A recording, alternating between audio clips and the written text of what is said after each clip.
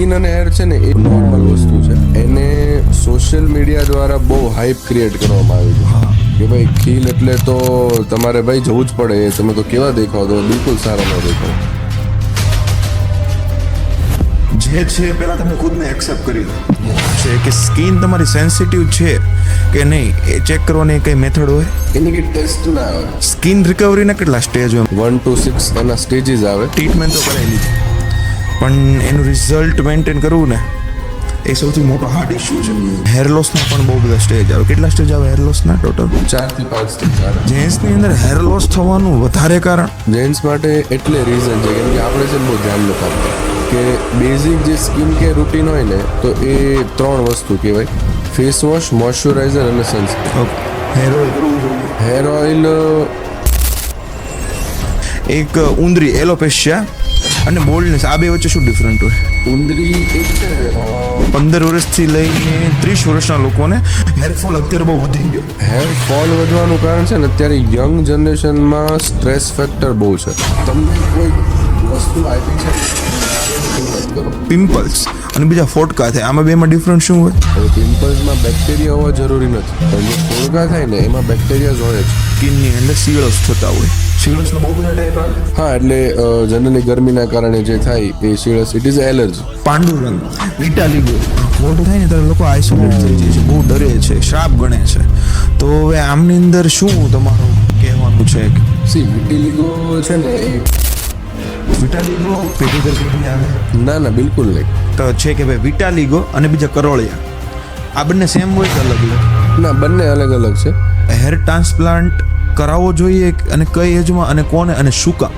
Hair transplant છે ને, hair ટ્રાન્સપ્લાન્ટની જે ટ્રીટમેન્ટ આવે ઇટ્સ પેનફુલ. ટેટુ બનાવે ને ઓકે, એના કરતાં ઓછું થાય. શું કામ ને PRP ને શું કામ? PRP ત્યાં જ થાય જ્યાં હેર છે, ટ્રાન્સપ્લાન્ટ ત્યાં થાય જ્યાં હેર નથી. ધાધર જે છે, અને આ પાછું એવું છે કે બહુ લોંગ ટાઈમ માટે રહે છે, તો આનો કોઈ ઉપાય? ધાધર હેર કેરની અંદર, સ્કિન કેરની અંદર બહુ મોટામાં મોટા મિથ્સ હોય તો કે એકવાર ટ્રીટમેન્ટ કરાવો ને પછી લાઈફ જિંદા લાગે. બેસ્ટ સનસ્ક્રીન રિકમેન્ડેશન તમારા તરફથી? હું 3 રિકમેન્ડેશન આપીશ, 3 રેન્જ પ્રમાણે. ગ્લુટાથિયોન, આ શું છે અને આ કોને યુઝ કરવો જોઈએ, શું કામ યુઝ કરવો જોઈએ? See glutathione is basically antioxidant. Last હજી એક સરપ્રાઈઝ ક્વેશ્ચન કે જે આજની પોડકાસ્ટના આપણા જે ગેસ્ટ છે ફૂલી energetic person doctor Harshal Kheni, કે જેમને ઓરા 360 કરીને પોતાનું ક્લિનિક પર્વત પાટિયા એરિયાની અંદર છે. છેલ્લા ઘણા વર્ષોથી તે પોતાની સર્વિસ, બેસ્ટ સર્વિસ લોકોને પ્રોવાઈડ કરે છે. આ પોડકાસ્ટની અંદર તમે તમારો સ્કિન રૂટીન ઘરેથી કઈ રીતના કરી શકો, કઈ રીતના તમારે સ્કિન અને હેરનું ધ્યાન રાખી શકો, હેર ટ્રાન્સપ્લાન્ટની જે પ્રોસેસ છે એ સેફ છે, લેઝર રિમૂવલની ટ્રીટમેન્ટ કેવી હોય છે, એક્સપેન્સ કેટલો થાય છે, શું આ પ્રોડક્ટ અને આ ટ્રીટમેન્ટનો યુઝ કરવા જોઈએ, કરાવવી જોઈએ, અને તમારે શું રિયલીની અંદર તે હેર ટ્રાન્સપ્લાન્ટ અથવા તો તમારા સ્કિન રિલેટેડના કંઈ પણ ઇસ્યુ છે તો એનો ટ્રીટમેન્ટ કરવું જોઈએ. વિટાલિગો એટલે કે કોઢ જેવા રોગ પર પણ એક ડિટેલની અંદર વાત કરેલી છે, જેના કારણે ઘણા લોકો જે આઇસોલેટ થઈ ગયેલા છે એમની માટે પણ એક આશાની કિરણ છે આ પોડકાસ્ટ. આ આખી પોડકાસ્ટ જોતા સાથે જ તમને ખબર પડશે કે તમારે તમારા ડેઈલી રૂટીનની અંદર શું ચેન્જ કરવાથી તમારે ક્યારે પણ ડોક્ટર પાસે ના જવું પડે, તમારી સ્કિન એકદમ બેસ્ટ રહે, તમારા વાળ એકદમ સરસ રહે, તમે દિવસને દિવસ કરતા વધારે જવાન કઈ રીતના થઈ શકો ને એ તમને આ પોડકાસ્ટમાં જાણવા મળશે. આ પોડકાસ્ટ છેલ્લે સુધી જોજો, તમારે નિયર એન્ડ ડિયરને શેર કરજો, લાઈક કરજો અને સબસ્ક્રાઇબ કરજો. સાથે શું શીખવા મળ્યું ને એ કમેન્ટમાં કહેતા જજો.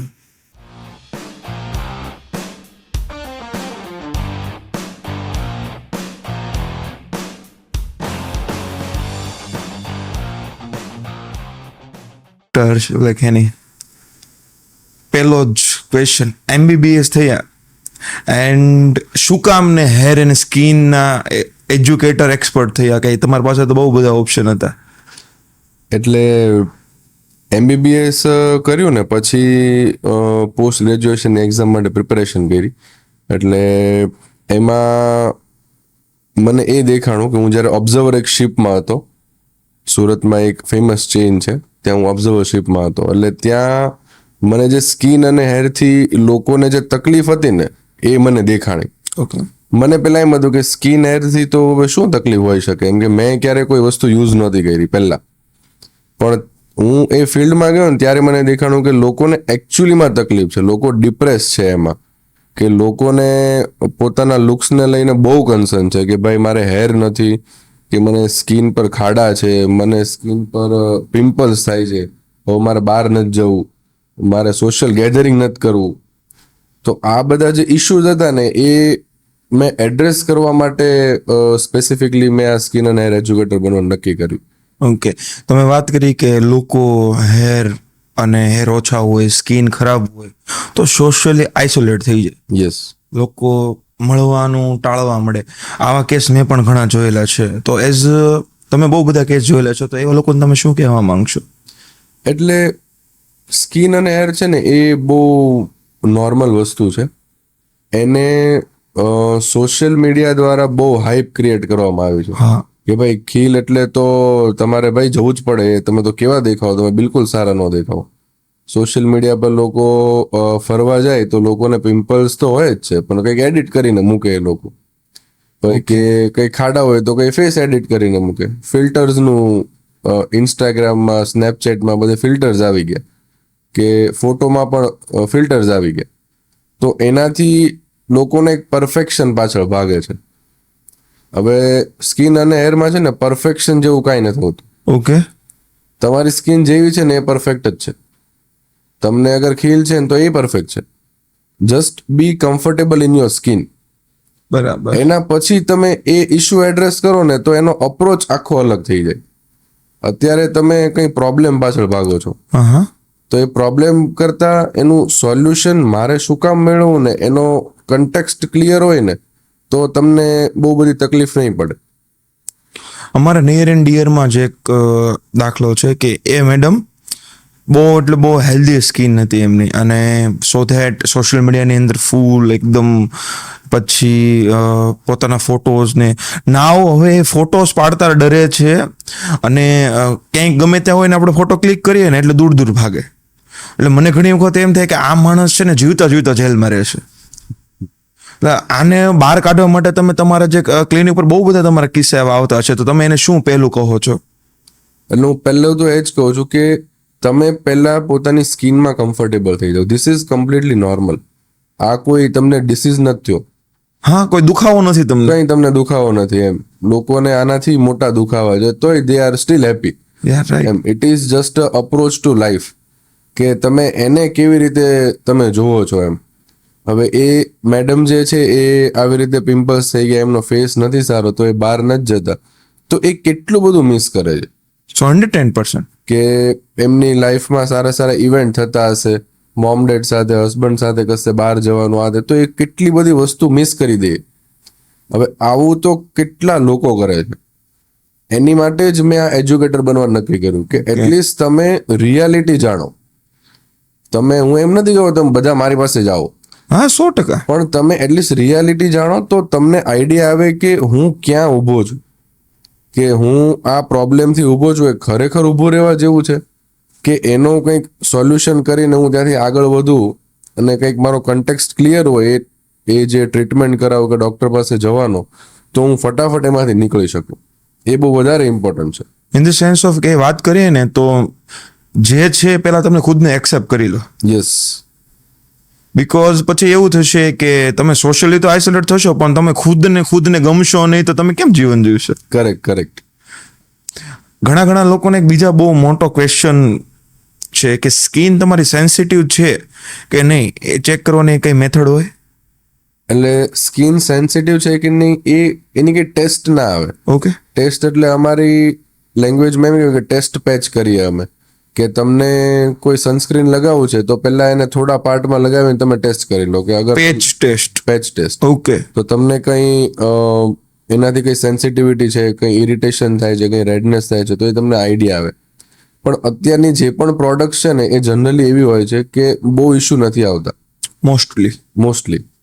અગર તમે તમારી સ્કિન ટાઈપ પ્રમાણે યુઝ કરો ને, તો કે તમારી ડ્રાય સ્કિન છે અને તમે ઓઇલી સ્કિનની પ્રોડક્ટ યુઝ કરી લીધી તો એ તમને સૂટ નહીં કરે, એમ તમને ફીલ ગુડ ફેક્ટર નહીં આપે, તો તમે એમ જ તમે લગાવવાનું બંધ કરી દેશો. બટ સેન્સિટિવ સ્કિનમાં તો ક્યારેક જ એવું બને કે તમને ઘણી બધી નહીં, બટ કોઈ પ્રોડક્ટ લગાવો ને તમને કંઈક એલર્જી થઈ જાય ને આખો ફેસ રેડ થઈ જાય, આવું બહુ ઓછું જોવા મળે છે. ઇન ધ સેન્સ કોઈને આવું બહુ થતું હોય તો એને પેચ ટેસ્ટ કરવો પડે, બટ હવે ઘણા લોકોને આ વસ્તુથી અવેર નથી, તો એને થાય તો એના કોઈ સાઈડ ઇફેક્ટ આવતા હોય તો એના કોઈ સોલ્યુશન? બહુ ઇઝી સોલ્યુશન હોય. તમે જ્યારે એ ક્રીમ્સ કે જે પર્ટિક્યુલર વસ્તુથી તમને થયું હોય ને એ તમે બંધ કરી દો 4 કે 5 દિવસ માટે. સિમ્પલ મોઇશ્ચરાઇઝર હોય ને એ તમે વારંવાર અપ્લાય કરો એટલે તમારું સ્કિનનું જે બેરિયર હોય એ પાછું રિકવર થઈ જાય અને પાછી તમારી નોર્મલ સ્કિન થઈ જાય. સ્કિન રિકવરીના કેટલા સ્ટેજ હોય? મતલબમાં સ્ટેજ 1, 2, 3. ભાઈ પહેલા તમે સ્કિન એટલી બધી સમજો કે કોઈ માણસને ફૂલ્લી એકદમ પિમ્પલ્સ વાળો ફેસ છે તો એને રિકવરીનો કોઈ સ્ટેજ આવે કે પછી ડાયરેક્ટ એનું રિઝલ્ટ જ આવે? નહીં, એના જો એકવાર તમને પિમ્પલ્સ થાય ને તો પિમ્પલ્સ પોતે સ્ટેજીસમાં હોય. ઓકે. 1 to 6 એના સ્ટેજીસ આવે. હવે એમાં એ કયા સ્ટેજ પર છે ને એના પછી એનું ડાઉનગ્રેડ થાય. ઓકે. જો એ 5th ગ્રેડમાં હોય ને તો એ તમે ડાયરેક્ટ એને 0 નહીં કરી શકો. રાઈટ. પહેલા એને 2nd પર 1st પર લઈ જવો પડે, એના પછી તમે 0 પર લઈ જઈ શકો. અને એ જે ટાઈમ ડ્યુરેશન છે ને એ જનરલી 3 months થી 4 months જેટલું હોય, કે એમાં 1 month એક ટ્રીટમેન્ટ તમે કરો એટલે એનાથી એ ધીરે ધીરે કંટ્રોલમાં આવે અને પછી એની મેન્ટેનન્સ થેરાપી હોય. મેન્ટેનન્સ થેરાપી એટલે કે સિમ્પલ તમારે એક મોર્નિંગ ક્રીમ છે ને એક નાઇટ ક્રીમ છે, ઓકે. આટલું તમે અપ્લાય કરવાનું ચાલુ રાખો એટલે તમારી સ્કિન મેન્ટેન રહે જેવી છે એવી ને એવી. બટ આમની માટે આઉટર પ્રોડક્ટ જ યુઝફુલ કે પછી એમને કેપ્સ્યુલ કે કોઈ પણ વસ્તુ ઇન્ક્લુડ પણ કરવી પડે સાથે સાથે એમની અંદર? એટલે જ્યારે એક્ટિવ ટ્રીટમેન્ટ ચાલતી હોય, મેં જે વાત કરી ફર્સ્ટ 3-4 monthsની, ત્યારે મેડિસિન રિકમેન્ડેડ છે ઓરલી ખાવી. અને એની સાથે સાથે આપણે ટોપિકલ ક્રીમ્સ પણ આપણે આપતા હોઈએ. એટલે કે તમારે લગાવવાની જે ક્રીમ હોય ને એ પણ આપણે આપીએ. પણ એકવાર એ પતી જાય પછી ઓનલી ને ઓનલી ટોપિકલ ક્રીમ્સથી તમારું મેન્ટેન રહે. Okay. In the sense A life time use કરવી પડે કે અમુક? બીકોઝ એક બહુ મેજર કન્સર્ન છે કે ટ્રીટમેન્ટ તો કરાવી લીધી પણ એનું રિઝલ્ટ મેન્ટેન કરવું ને એ સૌથી મોટો હાર્ડ ઇસ્યુ છે. તો એને લાઈફ ટાઈમ મેન્ટેન કરવા માટે ક્રીમ લાઈફ ટાઈમ યુઝ કરવી પડે કે કોઈ પછી બીજો કોઈ એનો ઉપાય પણ હોઈ શકે? એટલે સ્કિન છે ને એ એવરી 21-25 days એ નવી બની જાય. ઓકે. એનું ફર્સ્ટ લેયર નીકળી જાય અને નીચેથી નવી સ્કિન ઉપર આવી જાય. ઓકે.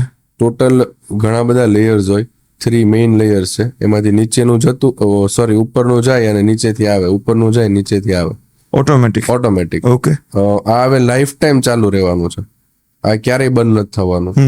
365 days 24/7. ઓકે. હવે એને મેન્ટેન કરવા માટે હવે કોઈ પણ વસ્તુ નવી આવતી હોય રોજ, હા, તો એને રોજ મેન્ટેન કરવી પડે. બરાબર છે. સિમ્પલી કહું કે આપણે રોજ બાથ લઈએ રાઈટ. તો ક્યારેય સેકન્ડ થોટ નથી કરતા કે ભાઈ હું શું કામ નાવું છું. હા. કેમ કે તમને કંઈક એવી વસ્તુ છે કે જે સ્કિનની બહાર નીકળે છે, તો એ તમારું ઓઇલ છે. હા. એટલે તમે 2 દિવસ નો નાવ તો તમને સ્કિન પર ચીપ થોડું એમ ચિકાસ જેવું લાગે. એમનેમ પણ હ્યુમિડિટી વાળું થોડુંક નેચર તમને એમનેમ ખબર પડી જાય. એમને ખબર પડે. તો એ જે તમારા સ્કિન પર ડસ્ટ પાર્ટિકલ ચોટેલા હોય ને એ ઓઇલ પર હોય, એટલે તમારા ફેસ પર પણ ઓઇલ આવતું હોય. હા. હવે એ વસ્તુ તમે ક્લીન નહીં કરો તો એના જે પોર્સ હોય એ બધા ફિલઅપ થઈ જાય અને એમાંથી તમને પિમ્પલ જનરેશન થાય, કંઈક સ્પોટ પડે કે કંઈ બીજા રિએક્શન કે એલર્જી એ બધા થવાના ચાન્સીસ રહે. ઓકે. એટલે કેર છે ને આપણે બધા જ લોકો કરીએ છીએ, બટ સ્કિન અને હેરની એક કેરની ઇન્ડસ્ટ્રી આખી નવી બની ગઈ. એટલે અત્યારે એમાં જે લોકોને જવું હોય એ લોકો વિચારે કે હું શું કામ કરવાની એમ, કેમ કે લોકો પહેલા કરતા જ હતા. ઓકે. એવું નથી કે નથી કરતા. આપણા મમ્મી ને ડેડી ને લોકો ઘરે કંઈક ફેસ પેક બનાવીને લગાવતા ને ચણાનો લોટ ને કંઈક મુલતાની માટી આવું બધું કંઈક ને કંઈક કરતા હતા. અને ત્યારે એટમોસ્ફિયર બહુ સારું હતું, એ લોકોનું ફૂડ બહુ સારું હતું. સૌથી પહેલી વાત. એટલે અત્યારે એ ફૂડ નથી. હવે એ ફૂડ નથી ને તો એ તમારી સ્કિન નહીં બને. એટલે તમારે એને બહારથી મેન્ટેન કરવી પડશે. એટલે તમે જેટલું મેન્ટેનન્સમાં રહો ને એટલું તમારે એક્ટિવ ટ્રીટમેન્ટ પણ તમે ઓછા જાઓ. મારું પણ ક્લિનિક છે. ઓકે. તો હું કંઈ એવરી મંથ ટ્રીટમેન્ટ નથી કરાવતો. ઓકે. મારી પાસે બધી જ ટ્રીટમેન્ટ છે, હું નથી કરાવતો ટ્રીટમેન્ટ, કેમ કે હું એટલું મેન્ટેન કરું છું. ઓકે. હું સવારે ઉઠું તો હું ફેસ વોશ, મોઇશ્ચરાઇઝર, સનસ્ક્રીન આ મારું રૂટીન છે. નાઇટમાં સિરમ અને મોઇશ્ચરાઇઝર, તો આ હું ડેઈલી લગાવું. ઓકે. હવે આ વસ્તુ હું લગાવું છું ને તોય મને ક્યારેક પિમ્પલ્સ નીકળે, કેમ કે મેં બહારનું ખાધું હોય તો પિમ્પલ્સ નીકળે. અંદર જેવું નાખ્યું હોય બહાર બતાય. That's okay. પણ એને મેન્ટેન કેવી રીતે કરવું ને એ અત્યારે મને આઈડિયા છે કે હું આવી રીતે મેન્ટેન કરી શકું, એની માટે ટ્રીટમેન્ટની જરૂર નથી. તો પણ બહુ બધું થઈ ગયું હોય ને ત્યારે આ વસ્તુ મેન્ટેન ના થાય. પછી એને એક ટ્રીટમેન્ટ પછી તમારે ટ્રીટમેન્ટ પહેલા લેવી પડે, પછી તમે મેન્ટેનન્સ ફેઝમાં જઈ શકો. ઓકે. જેમ સ્કિનના સ્ટેજ કે એમ હેર લોસના પણ બહુ બધા સ્ટેજ આવે. કેટલા સ્ટેજ આવે હેર લોસના ટોટલ? હેર લોસનો જે મેઇન કન્સર્ન છે ને એમાં 4 થી 5 સ્ટેજ આવે. ઓકે કે જેમાં ફ્રન્ટમાંથી તમારા હેર જવાના સ્ટાર્ટ થાય, ઓકે બંને સાઈડથી ખાંચા પડવાના સ્ટાર્ટ થાય, પછી ધીમે ધીમે ઊંડા જાય અને પછી પાછળથી તમને બોલ્ડ પેચ પડે. એટલે એને આપણે જે ટકલાપણું કહીએ નોર્મલ લેંગ્વેજમાં, તો એના ટોટલ 7 સ્ટેજીસ આવે. Okay yes.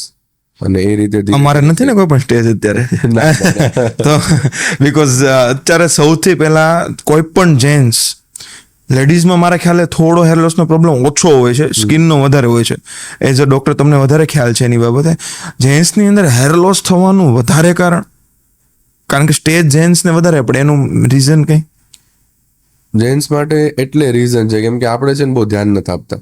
બહુ સિમ્પલ રીઝન છે એનું. ઓકે. ફિમેલ છે ને વધારે કન્સર્ન હોય ફોટોઝ માટે, કે એને કશે બહાર જવું હોય તો એની અમુક વસ્તુ પર્ટિક્યુલર હોય, સ્કિન એની પર્ટિક્યુલર હોવી જોઈએ, એ કંઈક ને કંઈક લગાવતા રહેતા હોય, હેર માટે કંઈક ઓઇલ કરતા હોય, કંઈ સ્પા કરાવતા હોય, આવું કંઈક ને કંઈક એ લોકો કન્ટિન્યુ કરાવતા હોય. અને આપણે કંઈ ના કરીએ, સવારે ઉઠીને ફ્રેશ થઈને ડાયરેક્ટ જતા રહીએ, આમાં ફેરવી દીધો, હાથ ફેરવીને જતા રહીએ. સાંજે આવીને આપણે ફેસ વોશ અમુક લોકો નથી કરતા, ડાયરેક્ટ જ સુઈ જાય. એટલે આ તમે જેટલી કેર કરો ને એટલી તમને તકલીફ ઓછી છે. ઓકે. કેમ કે એ એકવાર કંઈક પ્રોબ્લેમ ત્યાં ડિટેક્ટ થવાનું ચાલુ થાય ને પછી એનું મેન્ટેનન્સ છે ને તમને બર્ડન લાગશે કે યાર મારે કંઈક આવ્યું ને એટલે કરવાનું છે. એની ટ્રીટમેન્ટને તમે એક મોટો રોગ સમજશો એવું થઈ જશે ને. યસ.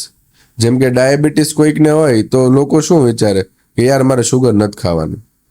હવે તમે ઇન જનરલ શુગર પર કંટ્રોલ કરો ને તોય તમારા બોડીમાં ફાયદો જ છે. હા, પણ તમને ડાયાબિટીસ થયા પછી તમારે જોવું છે. હા, એટલે એ પછી જોવો ને તમને એમ થાય કે શીટ યાર મારે તો યાર શુગર નથી ખાવાની, હું કરીશું? અત્યારે મેરેજમાં જવાનું છે, કેવી સારી સારી સ્વીટ હશે, કેમ ચાલશે મારે? પણ એ કદાચ તમે પહેલા ન ખાવ તો એનાથી કંઈ ફરક નથી પડવાનો. એમ એ તમારી બોડી માટે સારું જ છે, તમે શુગર નથી ખાતા એની ટાઈમ એની ટાઈમ. યસ. બરાબર. તમે વાત કરી મેન્સ ગ્રૂમિંગ માટેની તમે 5 ટિપ્સ આપો. સિમ્પલ જ આપણે ટિપ્સ આપીએ. પ્રોડક્ટ સજેશન કરતા જજો સાથે સાથે. ઓકે. જો ફર્સ્ટ તો છે ને આપણે મોર્નિંગથી સ્ટાર્ટ કરીએ. ઓકે.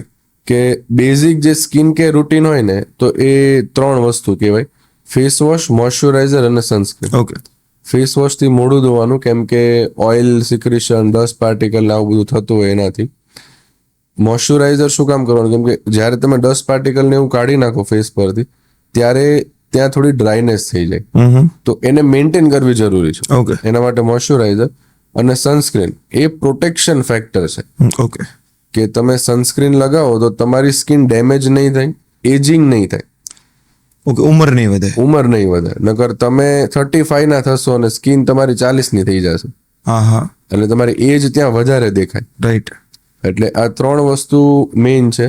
અને એના પછી હેર માટે શેમ્પુ છે. શેમ્પુ અગર કરતા હો તો એની સાથે કન્ડિશનર કરવાનું, અને પછી કંઈ જેલ કે વેક્સ કે એવું કંઈ યુઝ કરો છો તો એને છોડીને હેર મોઇશ્ચરાઇઝર આવે. ઓકે. જે તમારા હેરને મોઇશ્ચર આપે. ઓકે. યસ. તો એ તમે યુઝ કરી શકો છો. ઓકે. યસ.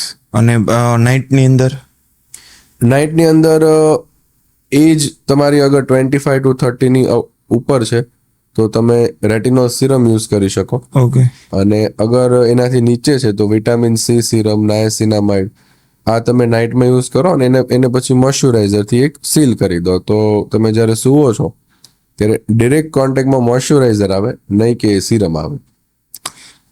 એક બહુ અત્યારની યુવા પેઢીને બહુ મોટો સવાલ છે અને હું કહું છું અત્યારે તમને કરું છું, હેર ઓઇલ કરવું જોઈએ?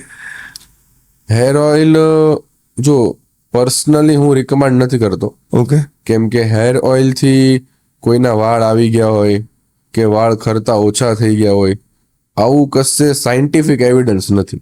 ઓકે. સ્ટડી પણ ઘણા બધા થયેલા છે, પણ એમાં એવું ક્યાંય નથી કીધું કે ભાઈ 70% લોકોના હેર આવી ગયા, એવું ક્યાંય નથી કીધું. હવે એટલે હું હેર ઓઇલ નથી રિકમેન્ડ કરતો, બટ અમુક લોકોને આદત હોય છે, તો હું એ લોકો માટે એટલું જ રિકમેન્ડ કરીશ કે અગર તમને ડેન્ડ્રફ છે ને તો તમે હેર ઓઇલ નહીં કરો. ઓકે. કેમ કે એનાથી તમે dandruff it self is oil, કેમ કે એ ઓઇલ જ ત્યાં સુકાઈ ગયું છે અને એનો જ ડેન્ડ્રફ બન્યો છે. હવે તમે ઓઇલ કરીને ત્યાં વધારે ઓઇલ આપો છો એને, તો ત્યાં ખાતર આપો છો. ખાતર, યસ. તો ત્યાં તમે ઓઇલ કમ્પ્લીટલી અવોઇડ કરો. અને ફિમેલને જનરલી હોય કે ભાઈ ઓઇલ મારે કરવું જ છે, તો જ્યારે તમે નાવા જાઓ એના 2 કલાક પહેલા કરો, તો ત્યારે જે નરિશમેન્ટ મળવાનું હોય એ તમારા હેર લઈ લેશે. ફૂલ નાઇટ કે 2-3 દિવસ આવું કોઈ વસ્તુની હું recommendation in the sense of hair oil hair growth માટે ને એની માટે નહીં, પણ તમારે હેરમાં નરિશિંગ ને એવું જોઈતું તો રિકમેન્ડેડ છે. Yes yes. ઓકે. એક સાથે સાથે છે ને હેરની વાત આવે ને તો છે ને એક ઉંદરી એલોપેશિયા અને બોલ્ડનેસ, આ બે વચ્ચે શું ડિફરન્ટ હોય? ઉંદરી એક છે ને ઓટો ઇમ્યુન કન્ડિશન છે. ઓટો ઇમ્યુન એટલે કે આપણા શરીરની રોગ પ્રતિકારક શક્તિ હોય ને એ ઓટો મોડ પર જતી રહી હોય, એટલે એ વાળના પર્ટિક્યુલર એરિયામાંથી ત્યાંથી વાળને કાઢી નાખે. બરાબર. ઓકે. કેમ કે એ લોકો અંદર લડતા હોય. રોગ પ્રતિકારક શક્તિનું કામ શું કે બોડીમાંથી કોઈ પણ બોડીમાં અંદર કોઈ વસ્તુ આવે તો એની સામે ફાઇટ આપે કે ભાઈ આ મારા બોડીનું નથી, તું બહાર જતું રહે, અથવા તો એને એ મારી નાખે. પણ જ્યારે ઉંદરી થાય ને ત્યારે એ લોકો અંદર લડતા હોય. ઓકે. કેમ કે એને ખબર જ નથી કે આ મારું છે કે બહારનું છે. એની ઈ જે મેમરી હોય ને એ સમય પર ભૂલાઈ ગયું, એટલે ઉંદરી થવા લાગે. એટલે એક ઉંદરી હોય એ પેચ પર તમે ધ્યાન ન આપો એટલે ત્યાંથી થોડાક સેલ્સ નીકળીને બીજે જતા, એટલે ત્યાં ઉંદરી થાય. ઓકે. ત્યાં ધ્યાન ના આપો એટલે પાછી ત્રીજે આવે. અને આ બધી જ ઉંદરી છે ને એ બધી રિવર્સિબલ છે. તમે એની મેડિસિન કરો, એના ઇન્જેક્શન્સ લો એટલે 100% રિવર્સિબલ છે. ઓકે. યસ. અને જે બોલ્ડનેસ છે ને, બોલ્ડનેસ એટલે કે તમારા હેર પતલા થાય છે. ઓકે. તમારા વાળ ખરતા નથી. ઓકે. ઓકે. ઓકે. જેમ કે તમારે કેરીનું ઝાડ પાડવું હોય તો તમારે કંઈક મશીન જોઈએ. એ સેમ તમારે તુલસીનો છોડ કાઢવો હોય તો તમે હાથથી કાઢી શકો. હા. કેમ કે એ થિકનેસ છે. તો તમારો હેર જેટલો પતલો છે ને એટલો એ ફટાફટ જાય. એટલે લોકો ફોકસ કરે હેરફોલ પર, પણ હેરફોલ એમનો ઇશ્યુ જ નથી. ઓકે. એમનો ઇશ્યુ છે હેર થિનિંગ. એ જ્યારે હેર થિનિંગને એડ્રેસ કરશે ને ત્યારે એના બધા જ પ્રોબ્લેમ સોલ્વ થઈ જશે. બીજું સાથે હેરની અંદર એક બીજી વસ્તુ જોવા મળી છે, નાના એટલે ઇન ધ સેન્સ ઓફ 15 વર્ષથી લઈને 30 વર્ષના લોકોને હેરફોલ અત્યારે બહુ વધી ગયો. યસ. તો આ એક્સ્ટ્રીમ કન્ડિશનનું કારણ? હેર ફોલ વધવાનું કારણ છે ને અત્યારે યંગ જનરેશનમાં સ્ટ્રેસ ફેક્ટર બહુ છે. ઇફેક્ટ રિયલી કરે stress factor? Yes. Okay. Stress ફેક્ટરથી તમારા હેર વધારે જાય. જનરલી હેર ફોલનો રેશિયો છે ને એ 50 to 100 હોય ડેઈલી. પણ સ્ટ્રેસ, અત્યારનું જંક ફૂડ, અત્યારનું એટમોસ્ફિયર, અત્યારનું જે કમ્પેરિઝનનું જે માહોલ છે એ કે મારે ફર્સ્ટ આવવું, મારે આમાં આ કરવું છે, આટલા પૈસા કમાવા, I want to B good. Yes. એટલે એ જે કમ્પેરિઝનનો જે માહોલ છે ને એમાં આખું એ ડાયલ્યુટ થઈ રહ્યું છે.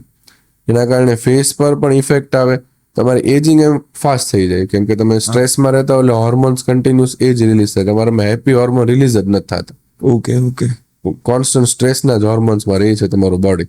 તો એને કારણે હેર ફોલ પણ વધારે થાય. અને સ્કિન તો તમારી ડેમેજ થાય એ તો અલગ.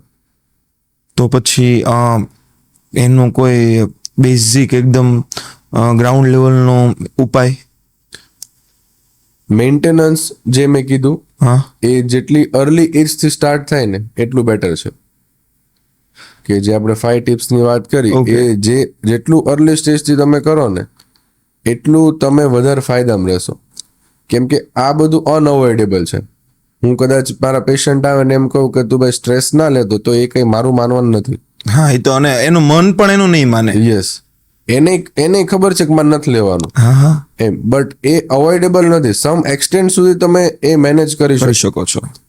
અને કમ્પ્લીટલી મેનેજ કરવું, એની એ વસ્તુની ઇન્ટિગ્રિટીમાં રહેવું એ બહુ ડિફિકલ્ટ છે એમ. પણ તમે કોન્સ્ટન્ટ પ્રેક્ટિસ કરો તો રહી શકો, બટ હવે એ બધા નથી માનવાના. 100%. કદાચ એમાંથી 2% કે 5% માનશે. અને પોસિબલ પણ બધા માટે વર્કિંગ લાઈફમાં નથી હોઈ શકતું. નથી હોતું એમ. એટલે કશે ને કશે એ સ્ટ્રેસ આપણું આવી જતું હોય છે એમ. ખાસ કરીને મેલને તો છે ને મેલ ઈગો આવી જાય છે કે સ્કિન કેર રૂટીન આપણી માટે થોડું છે. હજી વાળનું તો ચાલો 2 વખત વિચારી પણ લે, પણ સ્કિન ના ભાઈ ના હું થોડો કરું એ તો પછી એની અંદર શું તમે કહેશો કે ભાઈ?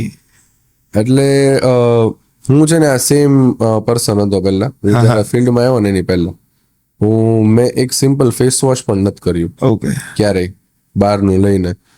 પણ મારા પપ્પા છે ને વર્ષોથી એક વસ્તુ કહેતા, અને એ વસ્તુ જ્યારે મારા એચઓડીએ કીધી, મારા હેડ ઓફ ધ ડિપાર્ટમેન્ટ જે સ્કિનના હતા ને એમણે કીધી કે તમને કોઈક વસ્તુ આપી છે ને તો એની કિંમત કરો. ઓકે. તમે એની કિંમત નહીં કરો ને તો એ ધીરે ધીરે જતી રહેશે. હા. અને એ જ્યારે જશે ને પછી એ પાછી નહીં આવે. અને ત્યારે એની કિંમત સમજાશે, ત્યારે તમને સમજાશે. અને ત્યારે પછી તમે એમાં બહુ બધા પૈસા ઇન્વેસ્ટ કરી દેશો ને તો એ કદાચ પહેલા હતું ને એવું નહીં થાય.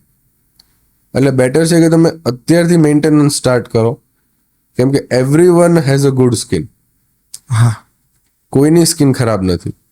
પછી એ ડાર્ક હોય કે બહુ વ્હાઈટ હોય કે પછી અમુક બહુ ગોરા હોય તો એને કંઈક અલગ રીતની સ્કિન કેરની જરૂર હોય. અમુકનો સ્કિન ટોન ડાર્ક હોય તો એને અલગ રીતની સ્કિન કેરની જરૂર છે. પણ એ સ્ટાર્ટ કરશો ને તો તમારી એની એ વસ્તુ મેન્ટેન રહેશે. રાઈટ. અને બધા જ બ્યુટીફુલ છે ને બધા હેન્ડસમ છે. કોઈ એવું નથી કે આ બહુ ખરાબ દેખાય છે, એવું કંઈ છે જ નહીં. Skin according to the skin. પણ એનું મેન્ટેન કરવું જરૂરી. તમે નહીં કરો ને તો એ પણ જતું રહેશે. અને આપેલું છે ને એ પણ નહીં રહે. યસ. Same as money. કે મની તમારી પાસે છે, તમે એને યુટિલાઇઝ નહીં કરો, તમે એનું મેન્ટેન નહીં કરો તો એ જતા રહેશે. કેમ કે એને તો ફરવું જ છે. હા હા.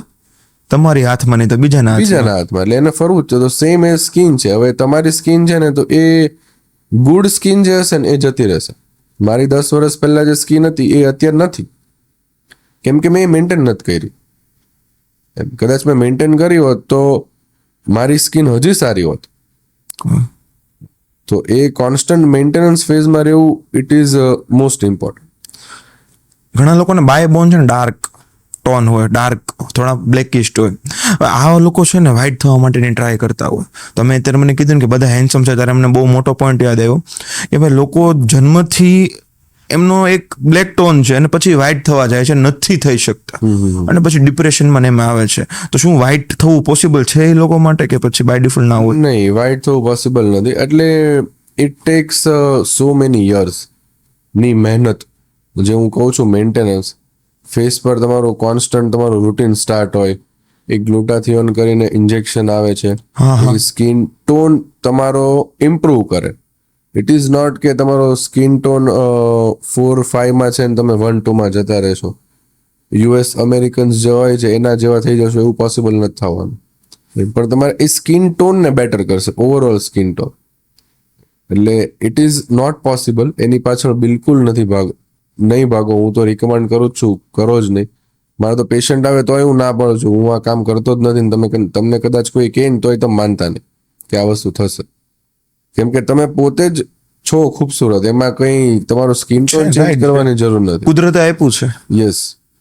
અમુકના મધર ફાધર આવીને કહેતા હોય કે યાર આ તો અમારી છોકરી બહુ ડાર્ક છે.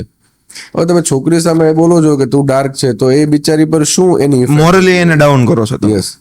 ઘરમાંથી જ તમે એમ કહો છો કે ડાર્ક છે તો એને તો બિચારીને કોન્ફિડન્સ જતો રહે કે યાર મારા મમ્મી પપ્પા જ કહે છે હું ડાર્ક છું. બટ એ છોકરી બહુ સુંદર દેખાતી હતી એકચ્યુઅલમાં. તો ઇટ ઇઝ નોટ નેસેસરી કે તમે ડાર્ક છો તો તમે બ્યુટીફુલ નથી. યુ આર નમણાશ તો છે જ, બીજું શું જોઈએ? યસ, છે જ. ડાર્કનેસ રિયલ ની અંદર તો આપણે કહેવાય છે ને તો કાળા તો કૃષ્ણ હતા. યસ. યશોદાને તો પ્રિય કૃષ્ણ જ હતા. એમ વાત છે. કરેક્ટ. સ્કિન ની અંદર સાથે સાથે એક બીજું કે સ્કિન ની અંદર છે ને એક પિમ્પલ્સ અને બીજા ફોટકા થાય. આમાં બેમાં ડિફરન્સ શું હોય? પિમ્પલ્સ છે ને એ તમારી જે ઓઇલ ગ્લેન્ડ્સ હોય, જેમ મેં કીધું કે બોડીમાંથી કોન્સ્ટન્ટ ઓઇલ બહાર આવતું હોય સ્કિન પરથી, તો એનું એક પર્ટિક્યુલર પાર્ટ છે. હવે પિમ્પલ્સમાં બેક્ટેરિયા હોવા જરૂરી નથી, ઓકે પણ જે ફોડકા થાય ને એમાં બેક્ટેરિયા જ હોય જ. એની માટે તમારે એન્ટીબાયોટિક્સ લેવી જ પડે, ઓકે. તો જ એ સારા થાય. મોસ્ટ ઓફલી લોકોને પીઠના ભાગની અંદર બહુ એટલે બહુ આપણે કહીએ ને તો કેમ નાના છોકરાને ઓરી નીકળે એમ ફોટકા થતા હોય, એ શું ફોટકા હોય છે કે ઇન્ફેક્શન હોય છે? નહીં, એ એકચ્યુઅલમાં તમારા પિમ્પલ્સ હોય છે. Okay. generally. ઓકે કેમ કે ટ્રંકલ એકને કરીને પણ એક ટર્મ આવે. ટ્રંકલ એટલે કે તમારો ચેસ્ટ પાર્ટ, બેક પાર્ટ અને શોલ્ડર, તો એ ટ્રંક પાર્ટમાં આવે. તો ત્યાંય લોકોને પિમ્પલ્સ થાય. જે લોકોને ડેન્ડ્રફનો ઇસ્યુ છે, એક્સેસિવ જીમિંગ કરે છે, કે જે લોકો પોતાનું રૂટીન જે છે હાઇજીન મેન્ટેન નથી કરતા, એ લોકોને ત્યાં થવાના ચાન્સીસ વધારે છે. ઓકે, પણ એમાં ખંજવાળો એનો પ્રોબ્લેમ વધારે આવતો. યસ આવે, ત્યાં આવે. હા, તો લોકો એને ઇન્ફેક્શન સમજે છે ને પછી એને એમ થાય, એ લોકો એલર્જીનું નામ આપે છે. તો એલર્જી નથી હોતી રિયલમાં. એટલે એલર્જી કમ્પ્લીટલી ડિફરન્ટ છે.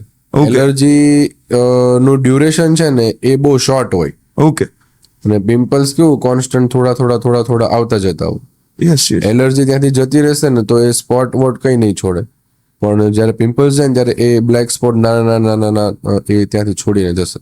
એક એક્સ્ટ્રીમ કેસમાં બીજા પણ જોયા છે, સ્કિનની અંદર સીળસ થતા હોય. સીળસનો બહુ બધા ટાઈપ આવે. હા, એટલે જનરલી ગરમીના કારણે જે થાય એ શીળસ, ઇટ ઇઝ એલર્જી. હા, તમે જે યસ. આ સીળસની અંદર એક બીજો મેં સિમ્ટમ જોયો છે કે લોકો થોડી વાર તો રહી નથી શકતા, કે સીળસ બાય ડિફોલ્ટ અત્યારે કેમ આપણે બંને વાત કરીએ છીએ સીળસ શરીરમાં આવવા મળે છે, તો આ કઈ આઉટર ઇન્વાયરમેન્ટની ઇફેક્ટ હોય કે ઇનર બોડીની ઇફેક્ટ કઈ નીકળતી હોય? બોડીની છે ને એક સહન શક્તિ હોય. ઓકે, કોઈ પણ વસ્તુને એના આપણામાં અંદર આવી જાય તો એ બધું એક્સેપ્ટ નહીં કરે. Okay, okay. હવે તમે 30 years સુધી મિલ્ક પીધું છે અને તમને શીળસ નહીં નીકળે, તમને 31 યરે નીકળશે, કેમ કે તમારા બોડીમાં એનું રેઝિસ્ટન્સ આવી ગયું હવે. બસ કહી દીધું એને. યસ, અને એ એક પર્ટિક્યુલર એક વસ્તુ છે, એનાથી જ નીકળે જ તમને. એ કઈ રીતના જાણવું? એની એલર્જી ટેસ્ટ આવે, ઓકે, અને એલર્જી ટેસ્ટ થોડી એક્સપેન્સિવ આવે, બટ અગર તમારે નથી કરવી તો તમારું રૂટીન તમે લખતા હો કે મેં આજે સવારે આ વસ્તુ ખાધી, સાંજે આ ખાધી, બપોરે આ ખાધી, તો એનાથી તમને આઈડિયા આવે કે હું આ ફૂડ ખાઉં છું ને એના પછી જ મને નીકળે છે. હા, ઘણાને છે કે ભાઈ હું લીંબુ ખાઉં છું, સવાર જાઉં એટલે આખું શરીર મારું ફ્રોઝન થઈ જાય. યસ, અને એ એટમોસ્ફિયર પર પણ ઇફેક્ટ કરે. કોઈ નવી જગ્યાએ તમે ગયા છો, હા હા, તમે કોઈ નવા કપડાં પહેર્યા છે, નવી વોચ લીધી છે, ચશ્મા, ફોન, એલર્જી કોઈ પણ વસ્તુની હોઈ શકે. અને મોબાઈલની એલર્જી થાય? બધાની એલર્જી હોય. ઓહ, કોઈ પણ ઇન્સાનને, દરેક લોકોને કોઈ પણ વસ્તુની એક એલર્જી હોય. ઓકે. તમને શીળસ નથી નીકળી એનો મતલબ એમ કે તમને હજુ સુધી એ કોન્ટેક્ટમાં નથી આવી, ઓકે. અને તમારી બોડી કદાચ કોન્ટેક્ટમાં આવી છે ને તો એને મેન્ટેન કરી લીધું છે, ઓવરડોઝ નથી થયો છે નથી થયો. અને થશે એટલે એ બતાવશે. બતાવશે. Yes, okay. અને બહુ જ સિમ્પલ. અમારામાં તો શીળસ એટલે એમ બહુ જ સિમ્પલ, કેમ કે એની જે મેડિસિન આવે ને એ કોઈ સાઈડ ઇફેક્ટ ન કરે એવી આવે. થોડું ડિઝીનેસ લાગે બટ બીજું કંઈ નહીં, અને લોંગ ટર્મ સુધી તમે કદાચ એની કેમ કે ટ્રીટમેન્ટ બહુ લાંબી ચાલે, હા હા. અને તમે લાંબા સમય સુધી ખાઓ તો એનું સાઈડ ઇફેક્ટ કંઈ ના થાય. લોકો આના લોહીને બગાડ સમજી લે, લોહીનો બગાડ નથી ને? બિલકુલ નહીં, બિલકુલ નહીં. ઓકે. એક છે ને મેં બીજું એક લોકો વચ્ચે છે ને, તમે આઇસોલેટની વાત કરી ને, તો એક પાંડુરંગ વિટાલિગો કોડ થાય ને ત્યારે લોકો આઇસોલેટ થઈ જાય છે, બહુ ડરે છે, શ્રાપ ગણે છે. તો હવે આમની અંદર શું તમારું કહેવાનું છે? સી, વિટિલિગો છે ને એક અમારી કોલેજમાં એવો એક પ્રોજેક્ટ હતો કે વિટિલિગો વિશે લોકોને એજ્યુકેટ કરવા કે વિટિલિગો શું છે. તો એ એક સિમ્પલ એવો એક રોગ છે કે તમને તમારો જે કલર બનાવવાનો કણ છે ને એ કલર નથી બનાવતો, દેટ્સ ઇટ. ઓકે. એમાં તમને કંઈ ખંજવાળ નથી આવવાની, કે એનાથી કોઈ બીજો રોગ પણ નથી થવાનો, કે એનાથી તમને કંઈ એવું થશે કે તમે સીધા બેડમાં આવી જશો, એડમિટ કરવા પડશે, આવું ક્યારેય નથી થવાનું તમને. પણ એ જે મેન્ટાલિટી જે આવી છે કે ભાઈ આને તો કોડ છે યાર, આનાથી દૂર બેસો યાર, આને કંઈક કાળા કામ કરેલા છે, 100%. આને કંઈક સારા કામ નથી કરી, એને ગુના કરતા પણ મોટો ગુનેગાર ગણે છે. યસ, એટલે એ લોકોને મેન્ટલ એટલું ટોર્ચર કરે છે. એટલે અમે જનરલી, હું તો વિટિલિગો આવે ને મારી પાસે પેશન્ટ, એટલે હું પેશન્ટને એક જ વસ્તુ કહું કે તમારો કલર ખાલી ચેન્જ થયો છે, તમે સૌથી સેફ રોગમાં છો. આનાથી સેફ કોઈ રોગ જ નથી. ઓકે. કેમ કે જે રોગથી કોઈ બીજો રોગ ટ્રિગર થવાનો જ નથી, તો એ સૌથી સેફ છે. ઓકે. જેમ કે ડાયાબિટીસ થાય છે તો તમને ડાયાબિટીસ પછી પણ કંઈ થઈ શકે છે. યસ.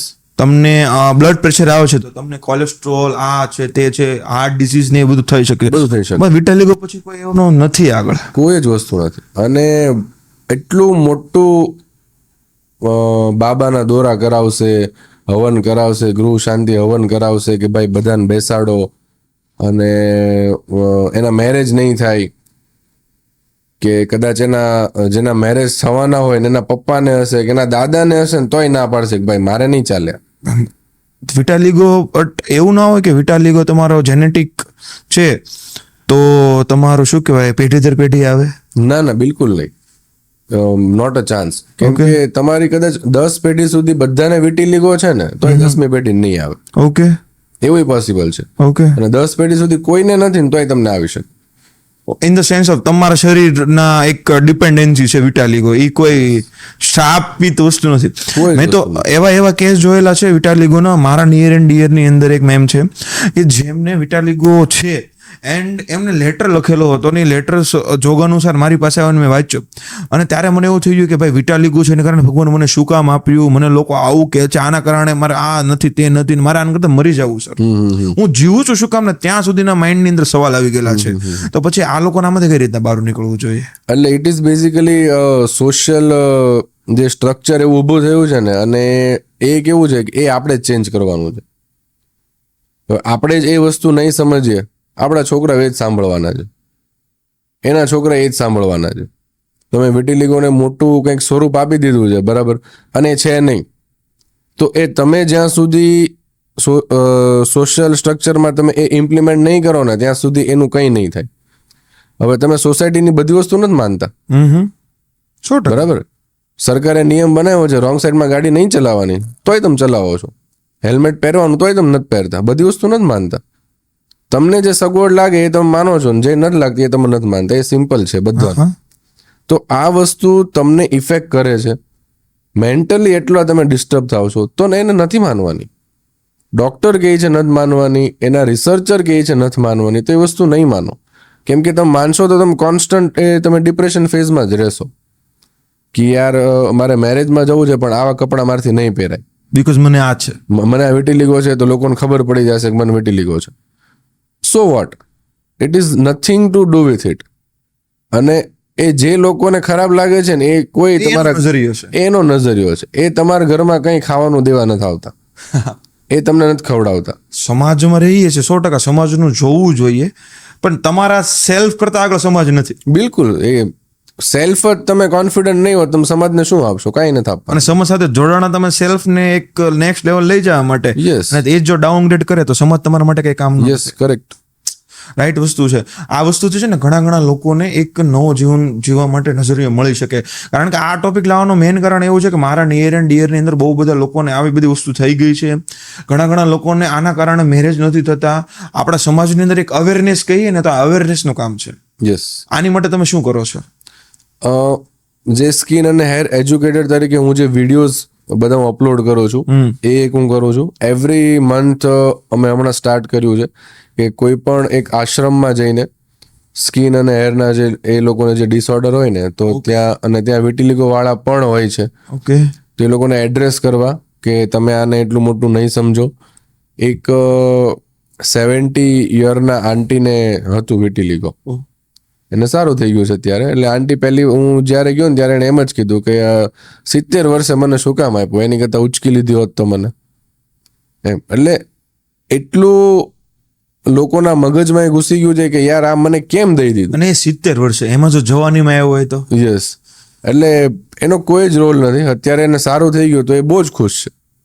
અને એ અત્યારે ઉલટાને બીજાને એજ્યુકેટ કરવા માંડ્યા કે ભાઈ આમાં કંઈ એવું નથી, કંઈ વાંધો નહીં થાય તો શું થઈ ગયું એમ. તો આ જ્યારે કોઈને થયું હોય અને એ પછી અપફ્રન્ટ આવીને કહે ને તો વિટિલિગો વાળાને સમજ પડે કે ભાઈ આમાં કોઈ એવી વસ્તુ નથી કે તમને કંઈ નુકસાન કરવાની છે, કંઈ થવાની છે એમ. તો ઇટ્સ ઓકે. એક બીજો બહુ કોન્સેપ્ટ છે કે ભાઈ વિટાલિગો અને બીજા કરોળિયા, આ બંને સેમ હોય કે અલગ અલગ? ના, બંને અલગ અલગ છે.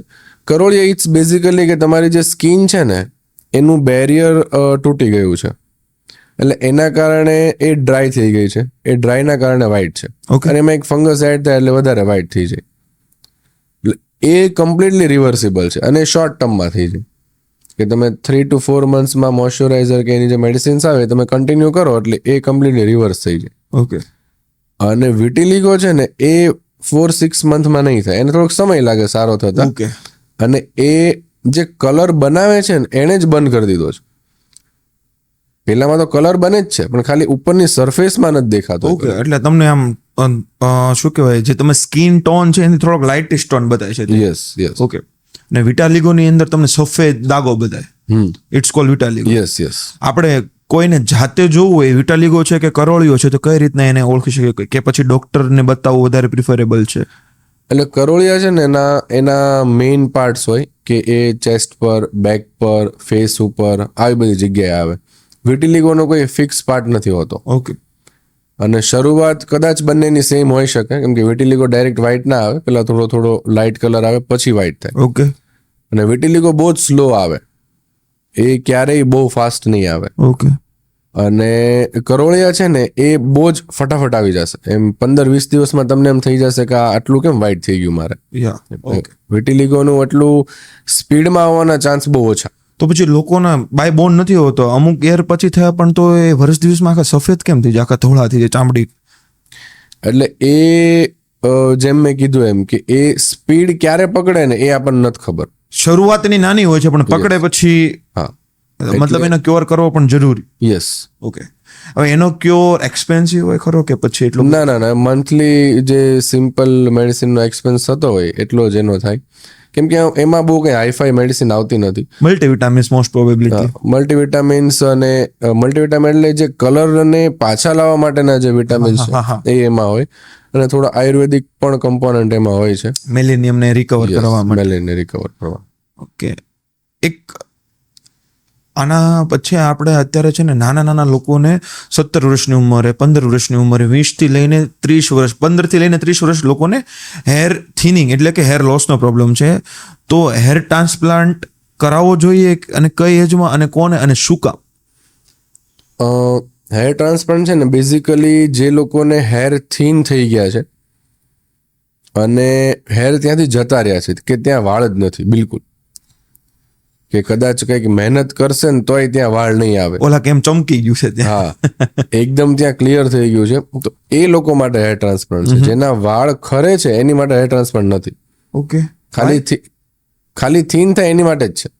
ખરે નહીં તો એમાં એવું નથી, વાળ આગળ ખરે છે તો ત્યાં ખાલી થાય છે ને, એવું ના? એટલે વાળ ખરતા નથી, એ તમારા વાળ પહેલા પતલા થાય છે પછી ખરે છે. ઓકે. પતલો વાળ હોય ને એ ફાસ્ટ ખરે.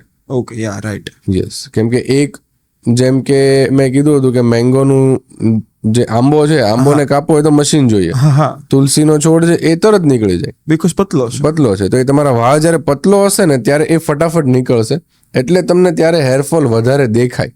ઓકે. એકચ્યુઅલમાં તમારા હેરફોલ થાય જ છે.